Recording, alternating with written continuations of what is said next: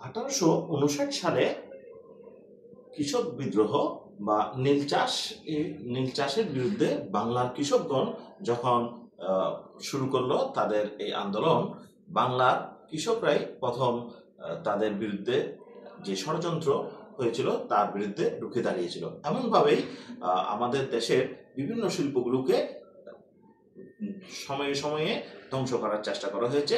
পাট, সোনালী আঁশ বলা হতো, জামদানি শাড়ি এবং রপ্তানি শিল্প থেকে শুরু করে বিভিন্ন ধরনের শিল্প যেগুলো গড়ে ওঠে অর্থনীতির ক্ষেত্রে ডাম্পিং, রিস্ট্রাকচারিং কিংবা রিফাইন্যান্সিং এবং অন্য দেশের অর্থনীতিকে ধ্বংস করার জন্য যে প্রচেষ্টা চালিয়ে থাকে, তারই একটি ফলপ্রসূতে আমাদের দেশের শিল্পকে কিভাবে ধ্বংস করা হয় তা আপনাদেরকে একটি ভিডিওর মধ্যে দিয়ে, বিশেষ করে শিপ ব্রেকিং শিল্পকে কিভাবে ধ্বংস করা হচ্ছে তা আপনাদেরকে জানাবো আমার ভিডিওতে।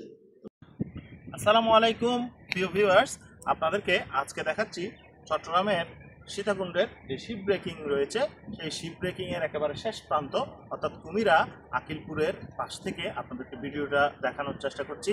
বন্ধুরা, এই শিপ ব্রেকিং নিয়ে অনেক ষড়যন্ত্র হচ্ছে।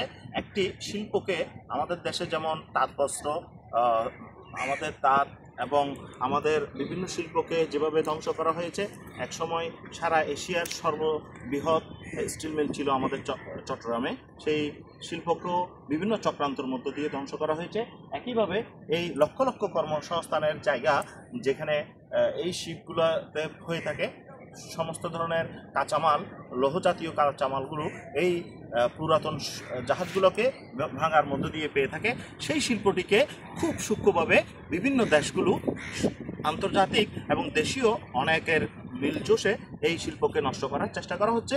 সেই শিল্পটির সম্বন্ধে যদি একটু আপনাদেরকে জানাই, আপনারা জানবেন যে এই জাহাজগুলোতে একেবারে সুই থেকে শুরু করে সকল ধরনের প্রোডাক্ট এখানে পাওয়া যায়। অর্থাৎ আমাদের নিত্য প্রয়োজনীয় যত ধরনের জিনিসপত্র রয়েছে একটি শিপের মধ্যে সব জিনিসপত্রগুলোকে রাখা হয়। এগুলো যখন রিজেক্ট হয়ে যায় বা রিসাইকেলের জন্য যখন আনা হয় তখন এগুলো স্থানীয় বাজারে বিক্রি করা হয়। তাই এখানে স্থানীয়রা এখানে চাকরি করছে সারা দেশ থেকে।